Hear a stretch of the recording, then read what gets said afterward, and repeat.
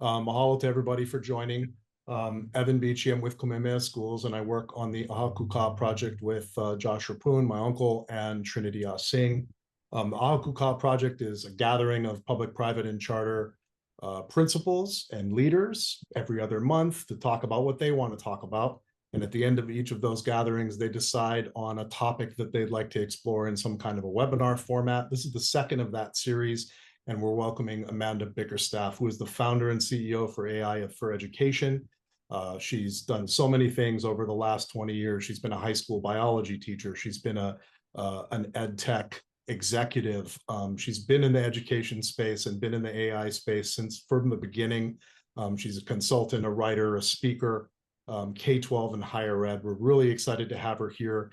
And the way we're going to kind of do this is I have a series of kind of bigger, higher level questions that were actually generated by the folks like Danny and others who came to the last ʻAha Kūkā in-person session that we had. But we're really going to rely upon you folks in the chat to go ahead and throw in questions that you'd like Amanda to tackle. We're going to go after it. She's got an hour with us here, and we're going to dive in first, Amanda, by just welcoming you again. Thanks so much for the time. And one of the things that was talked about a lot in our last in-person session was this need to kind of understand what's under the hood. So from the standpoint of generative AI, what's kind of the high level overview of how does it work? What's under the hood of the car? How does that work? And how does that inform us about how we need to use AI as school leaders? Well, it's very nice to be here. Hi, everybody. I think we're all over, like some of you are having beach weather and some of us are in winter. And so I appreciate to meet everyone. Thank you for the opportunity. And just as a little bit of more of a background, I started AI for Education essentially last June, really thinking about, as I was learning about generative AI, how to share kind of key learnings, built a prompt library that is a way for you to interact with generative AI, which we'll talk about in a moment. And then we started working with schools and systems. This conversation ends up being in 33 states just over the last year and change, across 10 countries. And that's expanding. Our team is little and we're all educators, and this is what we do. We love. In fact, we had our first team meeting and we kicked it off with doing free PD at the second annual New Jersey AI Literacy Day in the Northeast corner of New Jersey. So that's us. And as far as the technology itself, what I first want to say is that no one is a generative AI expert, even the people building it. And I think this is really important that if you've ever, like, anybody into sci-fi, any sci-fi people here? The good news is Skynet's not here, everybody. We are not, artificial intelligence itself, the idea of human level intelligence in technology is a misnomer. And so it's not, if you think about it, don't think Skynet, but think about that Ray Kurzweil talks about the singularity, this idea that technology was going to start to outstrip our knowledge base of how we can understand. And so, generative AI is essentially a black box model, which means that with all the, billions of dollars going into this and the training and everything, there is a lot of complexity where, a generative AI model will be able to do something crazy, like build an entire unit plan and do it in formatting and translate it into multiple languages, but it can't count. And so the idea that if you ask for 100-word essay, it's not going to be able to give you a 100-word essay. And the reason being is that these tools, so AI as a field has been around since the 1950s. In fact, everyone in here is essentially Generation AI. We've been around for the length of time that's been here. The first chatbot was in the 1960s, everybody. Its name was Eliza. And all it did is if Josh was having a bad day, it'd say, "You're having a bad day?" ? And that's all it did. Just returned what you said with a question mark, and people really enjoyed it. So we've been trying to essentially approximate the ways humans communicate for 60 years. So handwriting analysis, speech recognition, and through that process, really a lot of this happened in the last decade, everybody. So essentially since like 2014, 2016, we've had this revolution that was happening in the background. Two kind of big buckets of things happen. Number one is that does anybody know what GPT stands for? I bet Gabe does, because apparently Gabe is the AI guy. So Gabe knows, but it's generative, like generative AI, pre-trained, which is how it actually works. In this case, generative AI is trained on the internet of text or images or video, and then transformer. So the transformer model was Google, well, at that point it was just DeepMind, but now it's Google DeepMind, came out with this new architecture in 2016. And that allowed for this really complex computing to happen. And then if anybody in here invested in NVIDIA, you're all paying for our virtual lunch, or in this case, happy hour. NVIDIA was a chip maker that was kind of a little bit of a joke. And they came out with, if you have your computer in front of you, you have CPUs that run your computer. Those are the chips. GPUs are going to be what runs generative AI. And those are changing too. Now we have, I don't think we need to get that nerdy, but there are TPUs and all that kinds of crazy stuff happening. And those two things happen in concert to allow for this really rapid evolution of the power of technology. And so the power of technology to essentially, like in the case of generative AI, to be able to take everything it's been trained on and the way that it's been fine-tuned and the way you interact with it to essentially democratize the ability to create and build with technology or design or be creative, build, pictures and images. And if you've been watching the news, video is becoming more and more powerful. And what that is that it really is quite interesting. And so, the way these work, especially for generative AI text models, so that's one thing I want to make sure everyone understands is that there are many types of generative AI, but the text model is what we think of, which is that chat GPT. Does anybody use Claude? Anybody a Claude fan or a Gemini? Yeah, like you might use Microsoft Copilot, you might use all three or four. That's really what the first kind of big moment when ChatGPT was released 2 years ago. And the way that works is a big next word predictor. And so, it's going to be able to use all that training data, and be able to essentially use probabilities to essentially create the next word, not create it, but to actually recommend it. And then that's how it works. And so what's really interesting about this though is that when it does that, it's not thinking, it's not reasoning like humans. And in fact, if it gets math problems correct, it's because the training data set had a lot of that math problem in it, most likely, more than it's doing math. It's more approximating math or approximating writing or even poetry based on how it's been trained and how you interact with it. And so what's really fascinating is that these models, what probably the most difficult thing about these models is we just don't know what they're good at. And the only way you really know what they're good at is if you try to use them and if you try to use them with intentional support and training, meaning some of us here probably just kept pushing and pushing and pushing until it made sense and we read a lot and everything like I did. But for most people, because it works so differently than any technologies come before it, it's actually quite difficult to use in a way that's truly meaningful. And so a lot of what we see and what we do is just trying to get people in the right mindset to learn and then giving them the path to actually use it in a meaningful way. So, because as soon as you start really using it meaningfully, you start to understand what this is and isn't, which is really probably the most important thing you could do as leaders is start to build that generative AI literacy the most you can, because then you can help the people around you because you have a really big remit, guys. Not only do you have this new technology, but school's gonna have to change. We are in a moment where things are gonna have to change. And so that's kind of my spiel. I don't know if Evan, we took you through the history a bit and how it works, but No, I think that's a wonderful overview. And I think it sets things off and immediately there are several lines of questions that can emerge, right? There's the component of, well, how do we empower our teachers? How do we empower our classrooms and our students? There's even a question here about how do we empower our rural schools, which is something that we face, right. in Hawaii quite a bit. And then there's another line too, which is kind of the basic kind of pragmatic line for a leader, which is if I'm a school principal or a head of school or director or what have you, how do I use it in my daily life in order to build that literacy, make my life a little easier? What is it good for? What is it not? What are the tips and tricks that are going to help me leverage AI as a leader to make sure that I can address things and I'll just read a few that came up: the overload, too many things to do, right?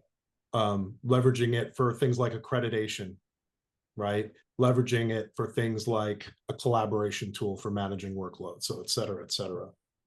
So, I mean, I think the first thing is we need to first kind of give ourselves space to experiment and fail.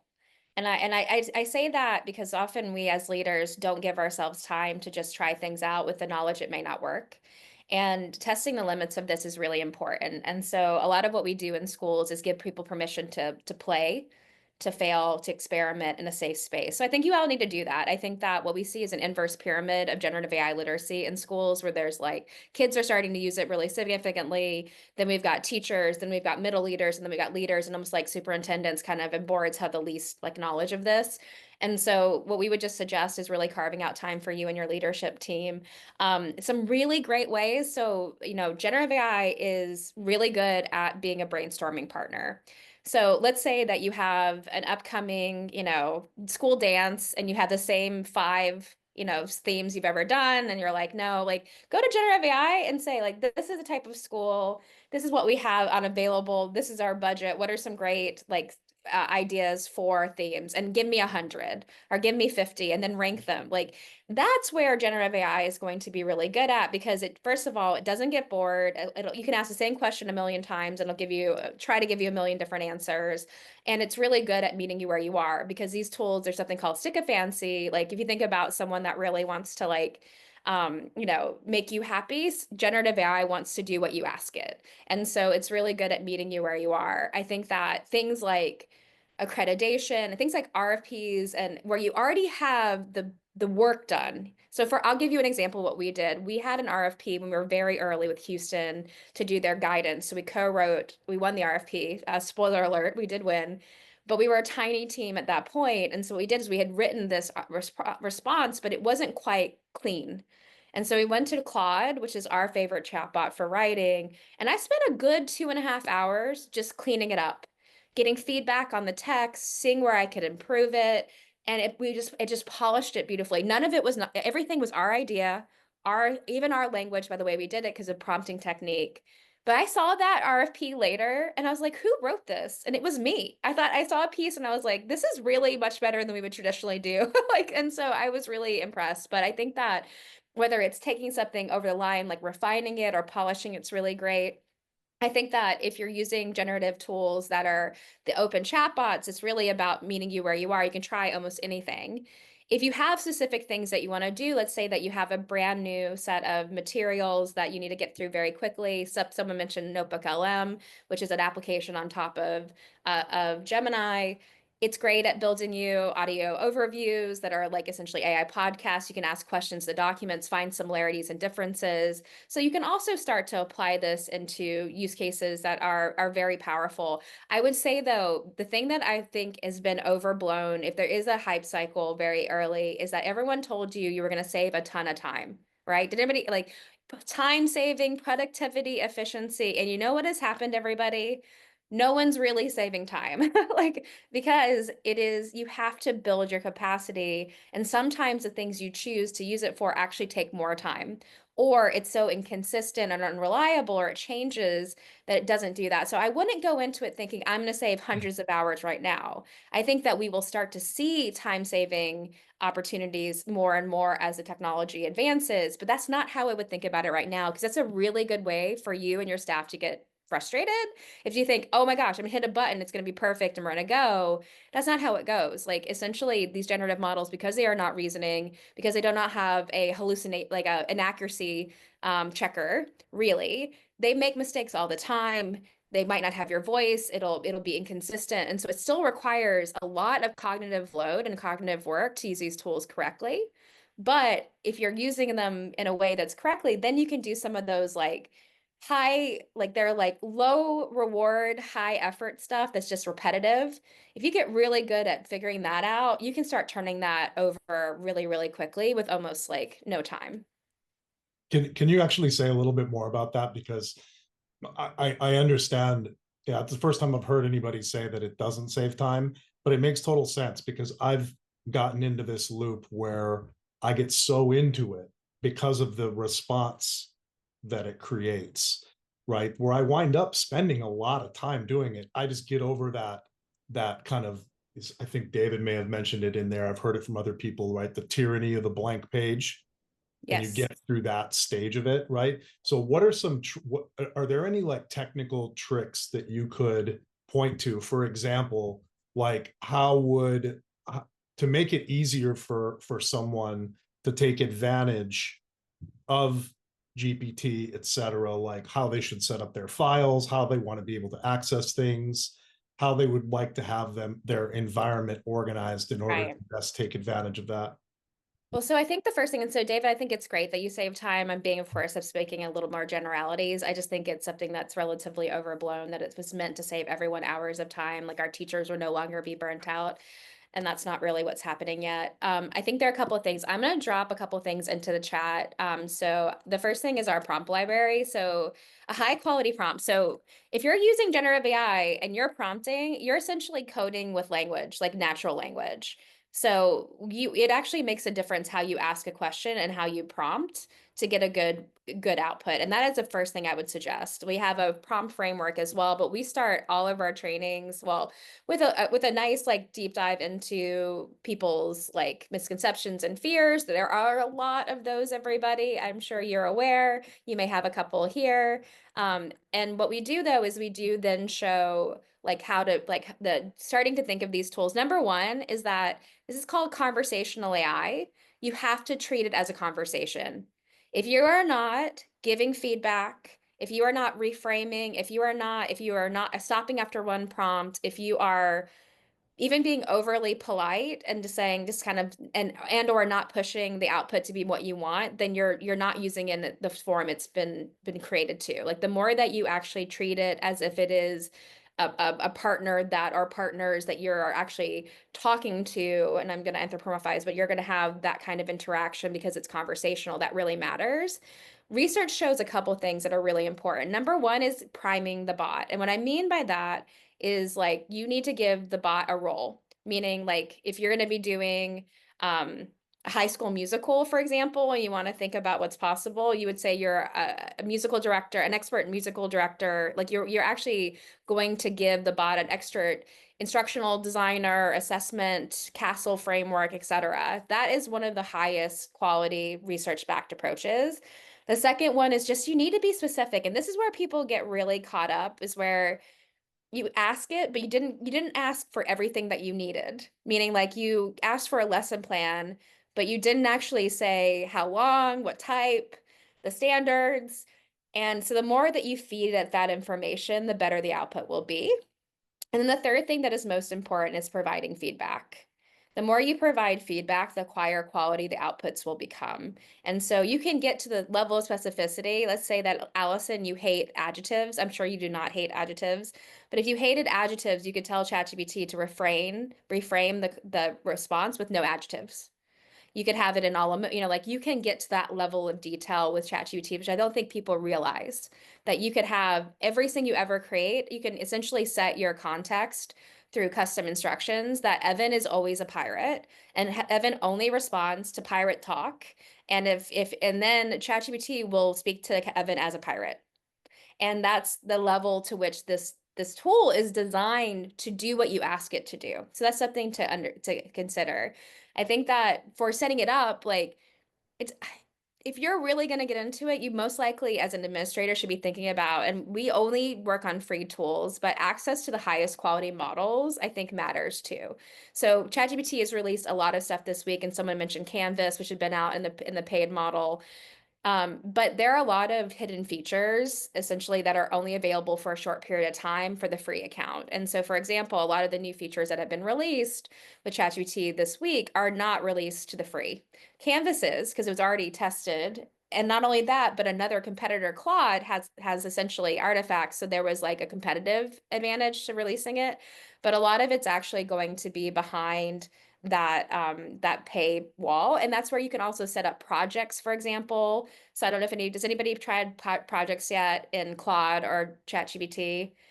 So, so David and Gabriel, you should just talk to these guys. Maybe they can show you, maybe we can do a video they can show you, but essentially that's a way for you to start organizing material. And like Claude's really interesting because Claude is free and you can also like if you're the paid version, you have a shared project where you can Josh and Evan and everyone can actually share their projects together. So I think some of it is really the difference between just getting comfortable using it. And then as you get more facility, then starting to think about what's the highest, which one do I like the best?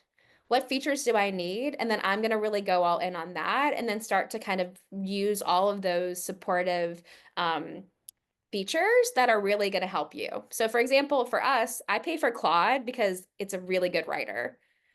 I pay for ChatGPT 4.0 because I have to, because I do a lot of PD on ChatGPT. But someone else on my team loves ChatGPT. That's their preferred first, and then they use Claude only a little bit. And there's not a right answer to that. It's really just one you like the best.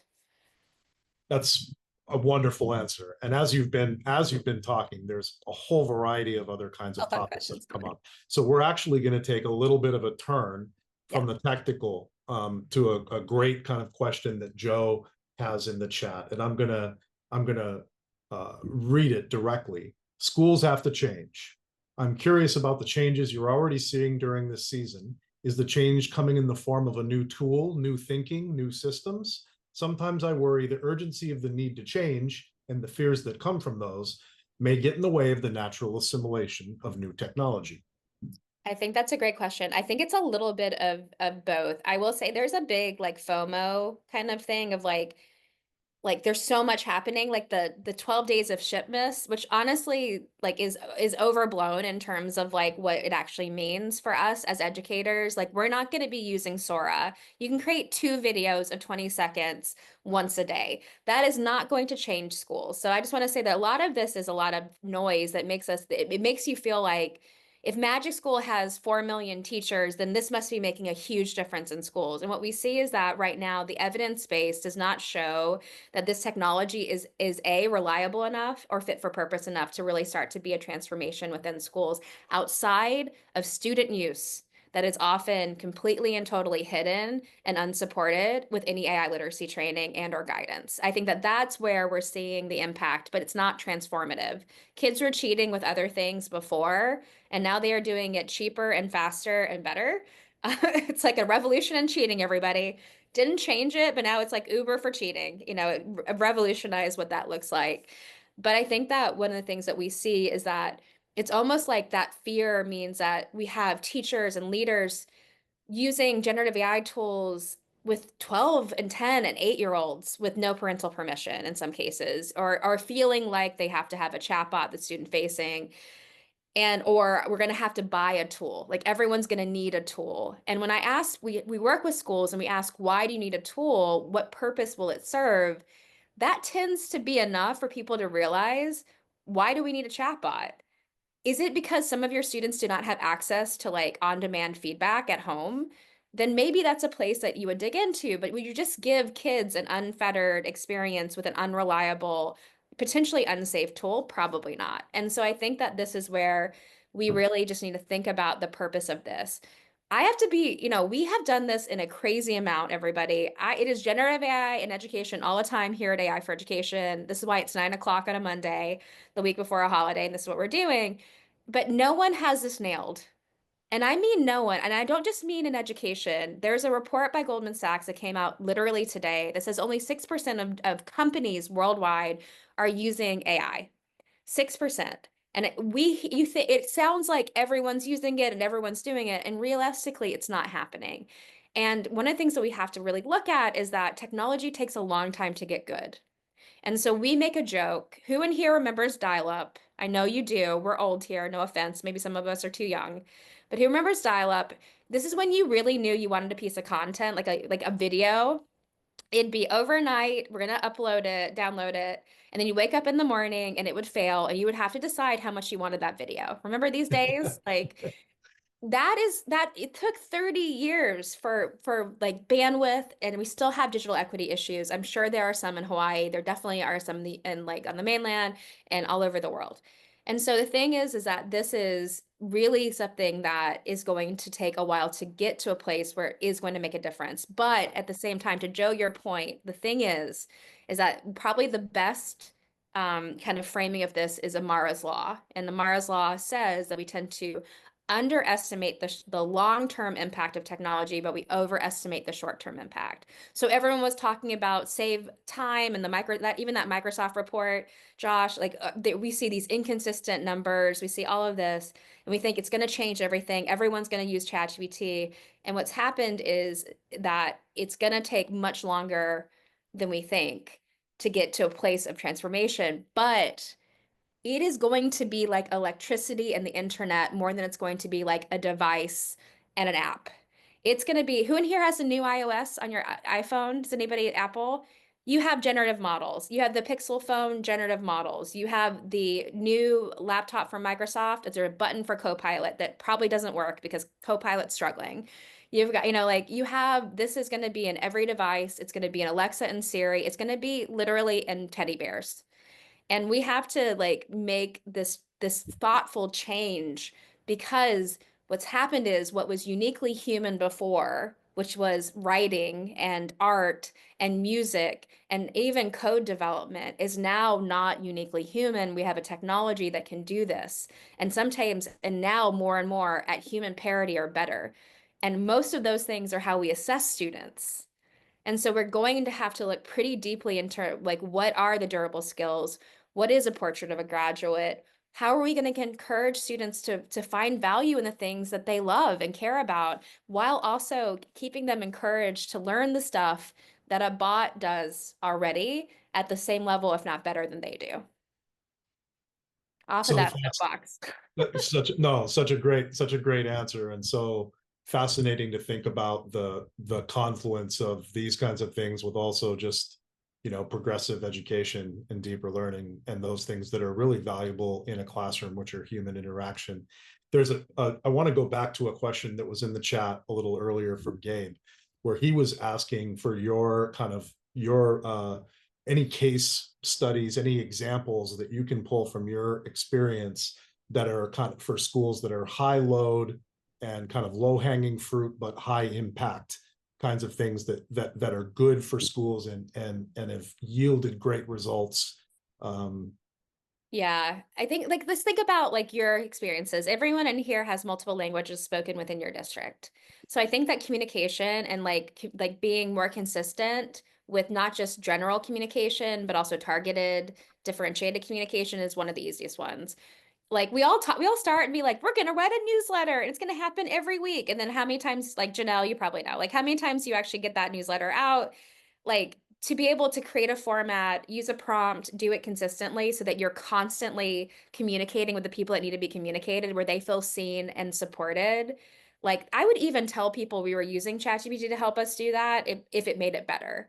Also, that is a great way to be transparent and model best practices. But I think that something like communication, the translation capability of these tools is only improving, like in terms of not only translations, but identification and prompting within other languages. That's a really great one. I think that one of it, what's a really interesting one? Has anybody heard of Goblin tools? I would say it's definitely not COPA or FERPA compliant, but May has. Like Goblin tools, if maybe someone can drop that in, has some teacher tools. And one of them is just how snarky is this email that I want to send to my, or did I misread this and my admin isn't mad at me? And I could just respond normally. And it could even like revise a piece of text or email based on a nicer, more professional tone. Teachers love it because they don't want to put any cognitive load into figuring out how to respond to that irate parent. So things like that in communication, we are seeing there's some spaces that I think are really going to get more interesting. I don't think they're there yet. Like feedback, like high quality first pass feedback is a very big interest to most educators and leaders. I do not think you should be using an AI grader yet, but I do think that like on demand like feedback, or even like let's say that I call on people that I don't know, but I'm just gonna use you guys as examples. So Carrie has, a lot of anecdotal feedback and evidence that you have, and you want to make it into a really nicely formatted observation or a email home or a report card comment. Just organizing your anecdotal feedback into like a really nice digestible way.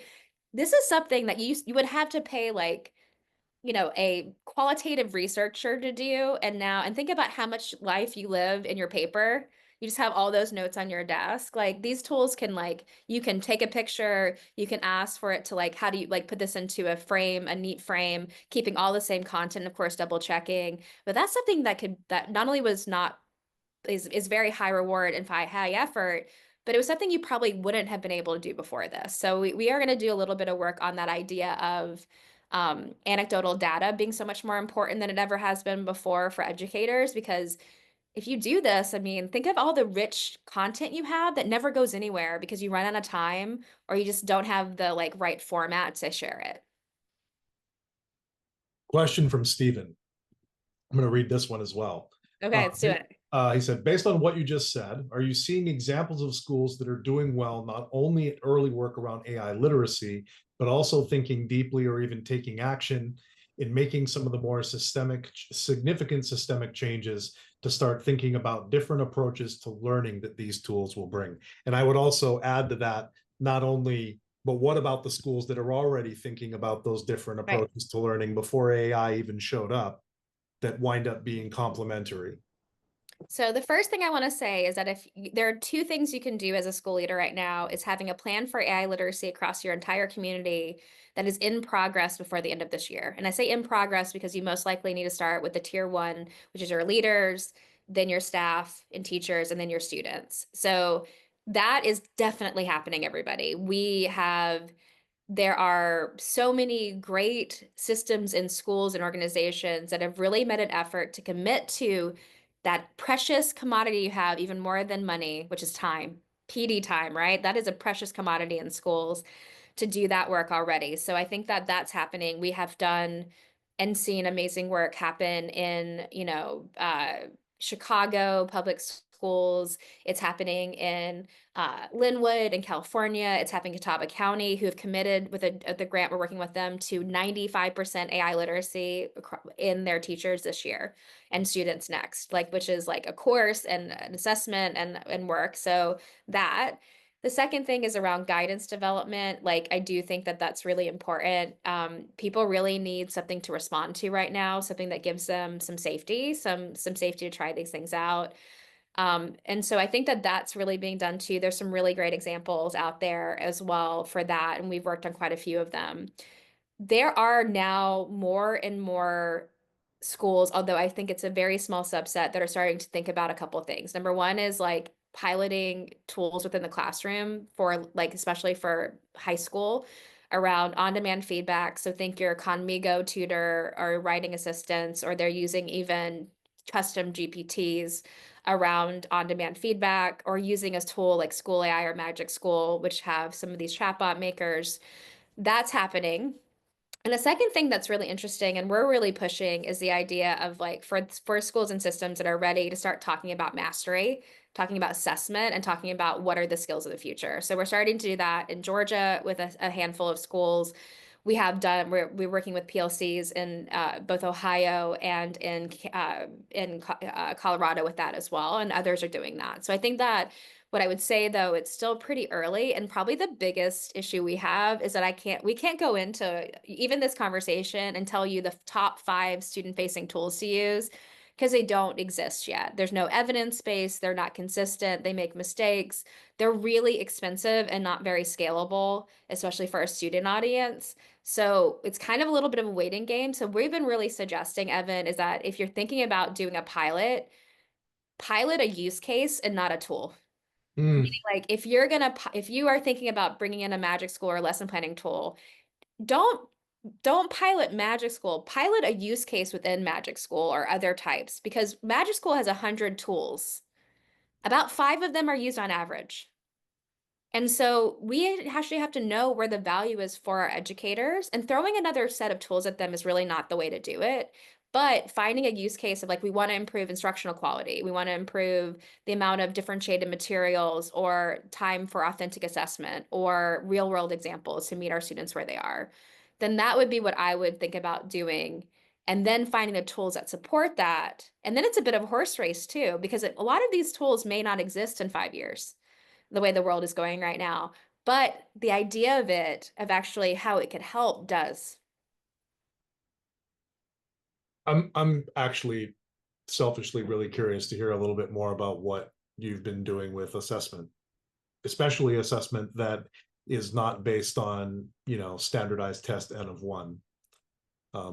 Is where do you see that going, especially with things like whether it's mastery or competencies or portfolios or what have you? Where do you see that going, and what's the work that's going on currently in that space? Because that actually pulls directly from our last ʻAha Kūkā session, with Dr. Corey Steiner, where we focused on that Right. idea of authentic assessment. So what I think I was the first ever generative AI speaker at the AP College Board conference this summer. So I think that you're going to start to see some of the structures are going to change because the College Board has an enormous problem because the stuff that they have created, literally ChatGPT has been trained on a lot of AP tests, everybody. That's a huge part of their training data set is AP tests. And it's one of the benchmarks as well, especially early on. So I think we're going to start to see like some shifts in the next 5 years, definitely into standardized high stakes test assessments. There is a clear indication that these tools are going to impact the way kids do assessments in general and how in some cases, especially those that have projects, instead of just like a project, like a performance task and not just a paper on the day, that are really going to be, forcing some change. I think that what we're looking at and what we're really seeing is that the people that are having that schools are having the least trouble right now with student use in high school are those that had gotten over some of these outdated, low efficiency, low effectiveness practices like take home tests, homework, even flipped classrooms. Like I said, there's just a ton of stuff that we talk about that hasn't really shown a lot of efficacy.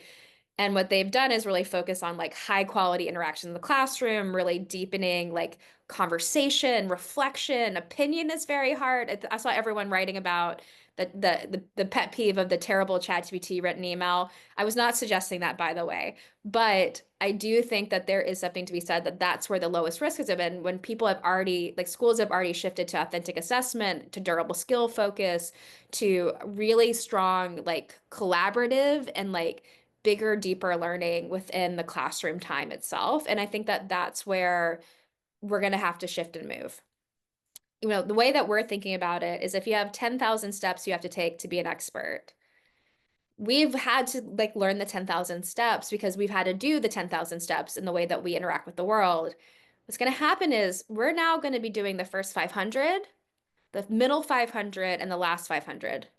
Meaning, like, we're going to do a lot of, like, humans are going to do a lot of, like, setting up on a path, AI on a path, and other technology. We're going to do a lot of, like, kind of that gut check. Is it working? Developmental editing. And then we're going to be doing a lot of evaluation at the end. But the thing is, you can't do the middle 500, the last 500 without all the steps that came before.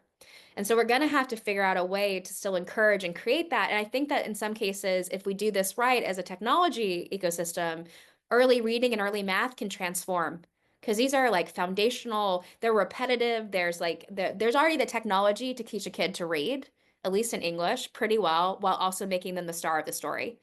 And so I think that there's a real opportunity for some of it to change. But I think as we think about this, we have to figure out a way to not only shift our assessment practices and teaching practices to get to that 10,000, but I think motivation, which we know is an issue already so much, but motivation is going to be one of the most important things we need to talk about when we think about reassessment, redefining assessment.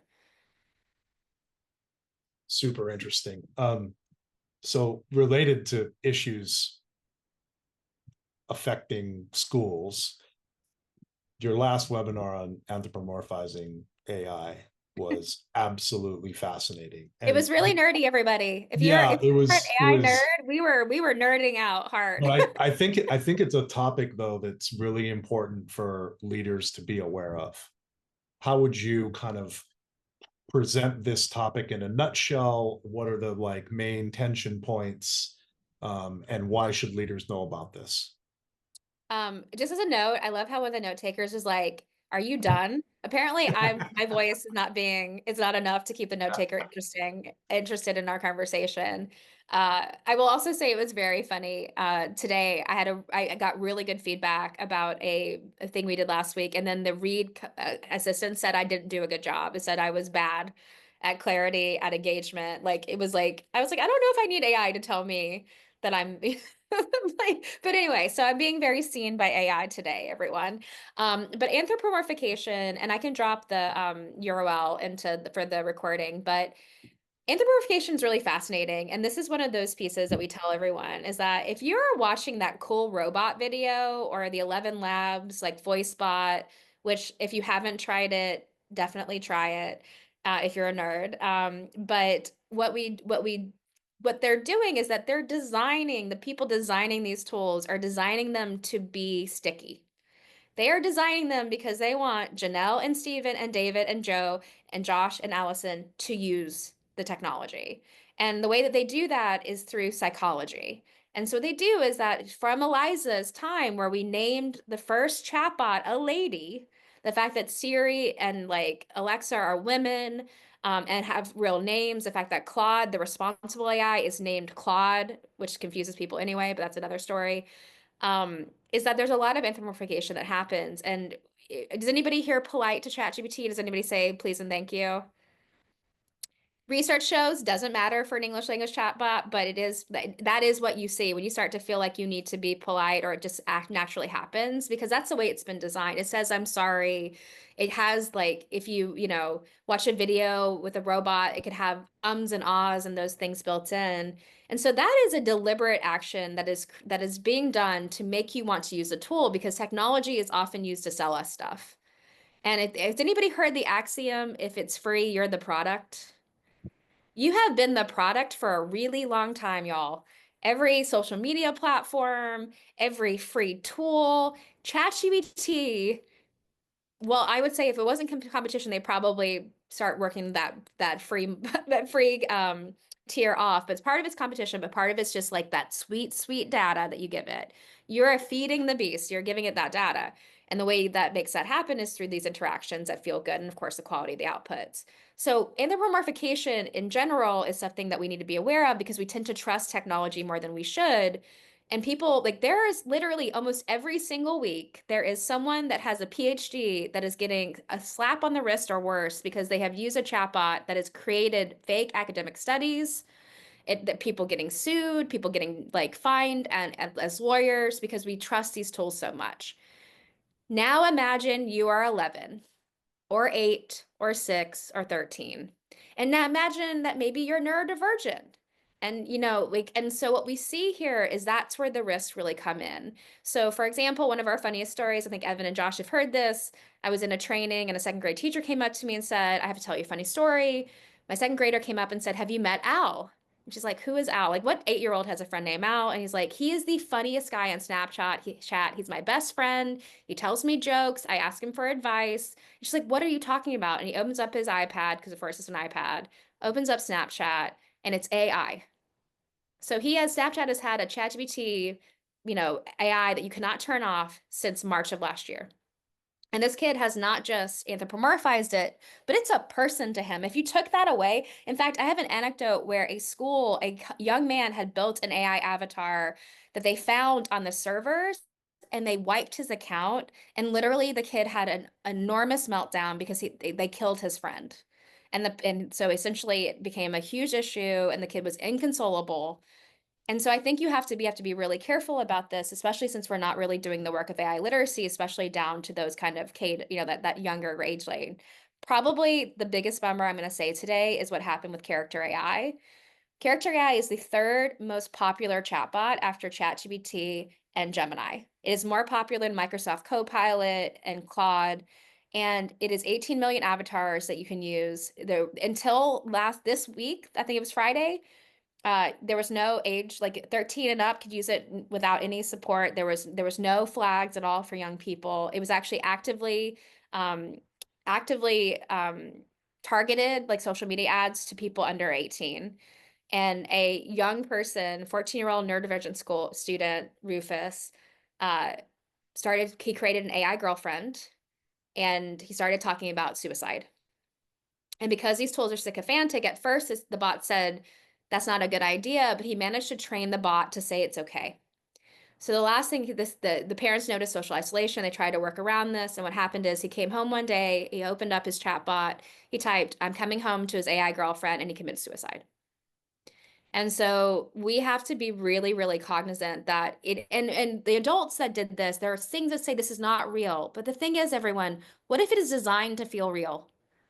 Then that one little sentence at the top is not going to be enough. And so building kids' awareness and understanding of what's real and not, because at one point soon, the uncanny valley of the AI like voice is going to go away and it's going to sound more real than real. In fact, we've already seen that in some cases, people think that AI generated faces are more real than real faces, that AI voices are more real than than real voices. Like that's when we have to be really cognizant about the importance of more responsible tool development by the people doing it, as well as AI literacy. And the last thing I'll say is Instagram did not have a parent control until this year, everybody.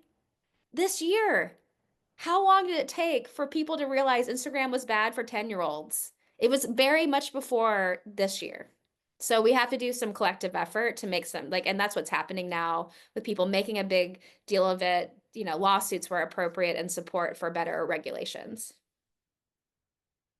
I've got one more question that is from the chat that I didn't get to, that was an early question, but I think it's an important one. Are there AI education trainings for teachers and stuff available with grants? And if so, what do you recommend for an educator who's looking to be certified? So that's a good question. We have a free course on our website, everybody. It's only 2 hours and it comes with a certificate. It's been taken by like 25,000 people worldwide. Common Sense Media has a short course. You've got Google has a short course. Those are the free courses out there. For like we launched a virtual train the trainer and we have a scholarship process for the next version which will be in March. But I think it's a little bit hard right now. I mean, especially I think that AI literacy, like foundations and funders, I don't think have come to a commitment to that yet as much as we would want. So we primarily work directly with like schools and districts and associations. So I would just say that like it's still probably too early for those grants to be as present as we would want them to be because we would love it. I mean, we think it's the most foundational skill we should be building. Like if you have AI literacy, in a common language and understanding across your district right now, where the technology is still like early stages, I think that's the best thing that we can do as that first protocol. It's how do you get everyone to agree? And so we think that probably by the next summer, not this upcoming summer, but 2026, that it should be pretty much as big of a thing as we can do. And most likely there will be a lot of funding supporting it by then. Right on. Well, we're getting close to wrapping up here. We've got a couple of minutes left. Thank you again. We know it's late. Really Oh, appreciate it's your okay. expertise. I think as we're kind of wrapping up, unless someone wants to jump in, yes, Uncle Josh, go for it. Sorry, Amanda, there's a little exchange going on with David about Conmigo. Mm. And I watched the 60-minute segment that came out, I think it was last weekend, and Andrew Frischman from my brain just failed me. What is it? Not Expeditionary A. Anyway, wrote a pretty remarkable post on LinkedIn, which was a counterpoint to the idea that Conamigo is really on the cutting edge. There are many people who are saying that Conamigo is just simply helping obsolete things be done better. And isn't really changing education because it's just helping kids to get through the worksheets and the other things Right. that they've been slaves to for a long time. Your thoughts? I mean, I think that Conmigo, it's pretty funny to watch people walk stuff back. I think that Sal Khan wrote a book saying it was like the thing that was going to transform education. And then like it was published and like a week later he was like, oh, JK. It's a really good homework helper. And I think Kristen Serbo, who is a lovely woman at Khan Academy, would say the same thing. I think that Conmigo right now, I think people are finding value in the writing assistant potentially more than the math assistant. I think it right now it's a homework help. So I don't think I would be so bleak, Josh. But I would say is that for self-directed learners that need extra support, that are supported by their families to kind of be a watch over them, it can be very helpful for a much lower price point than a tutor, or a homework helper. I do think though that one of our frustrations, because we are very deliberately, everybody, we are not AI, we're not developing generative AI because we believe a couple of things. But one of the things that we're frustrated by is that I think that what we're doing, which makes sense because of the short time frame, is we're taking existing schema of learning and we are putting AI applications on top of that existing schema. And we don't see a lot of really new, unique, novel ideas about how learning can change when suddenly you have, maybe not so good right now, but you have like a million tutors that can see that in your pocket that potentially can provide on-demand feedback, but also change the way that you interact with technology. Like, and the way that we like build these kind of deeper capacities. And I think that that's what's missing so far. We promise that we will tell people when that, like when we see it. I can't wait. I can, like, one of the things that's so frustrating is that we do a keynote in our PD. So we've done this over 100 times, and we still show a non-education specific example to get people really excited. Because every time there is a big push on Conmigo or ChatGPT, it's wrong. The math is wrong. When voice came out and Sal Khan was teaching his young son or about this math problem, the math was wrong on the thing that Sal Khan was doing that was going to, we're going to transform with advanced mode. And every single time someone tries to put out a demo of something truly cutting edge, it's wrong. Because the thing is, like, teaching is about not just the content, it's pedagogy, it's pedagogical content knowledge, it's knowledge of our students. And that is super complicated. So if anybody thinks that your job is at risk right now as an educator or leader, you're safe. Like there's no, anytime you hear an AI teacher or AI headmaster, it is a bunch of BS. And that's as strong as I'm going to get, at least right now, because it's so much more complicated. These companies, Claude, Clio, I don't know if you saw this, but Clio is their essentially internal system that is evaluating and like doing research about inputs and outputs. And one of the highest use cases is education. 7% of all interactions that since it's been done is education or teaching. And so people know it's important, but every time when something comes out, it's not quite right or that interesting is a pretty good example that we haven't really done the deep work and thinking about what education truly can become with the capabilities of even the technology today. Wow. It's a great way to end it too. That's a camper. Chiming in on what school could be, right? What can it become? Super. Experiment, try, be crazy. Yeah. But do it with like 20 people. Don't do it with your whole school yet. Like do it in a controlled environment. Because the stuff is weird, everybody. I mean, like it will be fascinating. It will mess up in ways that'll surprise you, but then it also, like, really, I think the people that are really starting to do this work are saying, what is the core of what we need to do to ensure that our students succeed in the future? And that means in the next 5 years, but it really means like, what is that future going to be, and making sure that our students are prepared. Because I promise you, there are middle schoolers and high schoolers that already see this world where they don't find a place for themselves. They already felt that way pre-COVID and post-COVID, but now they're going to feel it even more. We've had school systems and schools where students have rejected AI co-pilots for coding because they don't want to learn with AI. They want to actually learn themselves. And I think that that is something we can both harness for good, but also something that we have to be aware of, that it should be that galvanizing action for building better systems. Exclamation point. Hopefully, Exclamation point. that's a nicer thing to end on, but anyway. I hope it was meaningful. I hope you guys enjoyed it and learned something. Thank you. Thank you so much for taking the time Amanda. Monday, right before Christmas.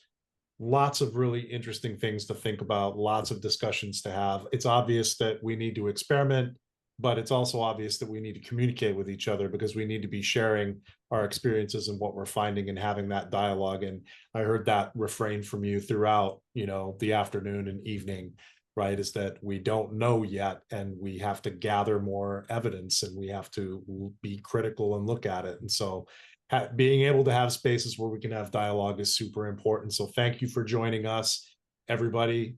Make sure you go check out hang out, come see our stuff. We're taking a little bit of a break, but we do work with schools too. But we'll have more webinars and all kinds of stuff. So, and if you're in Hawaii, it's awesome. You can get up like 6 a.m., 6:30, 7 before the day starts and get that nerdy fix. I found out I'm bad at surfing though. In my burnout journey before I started AF Education, I found out I was much better at pasta than surfing. So I don't know if but hopefully I'll get to come visit. Happy holidays, everybody. Thank you so much. Appreciate it. Bye, everyone. Appreciate it. Take care, everyone. Thank you.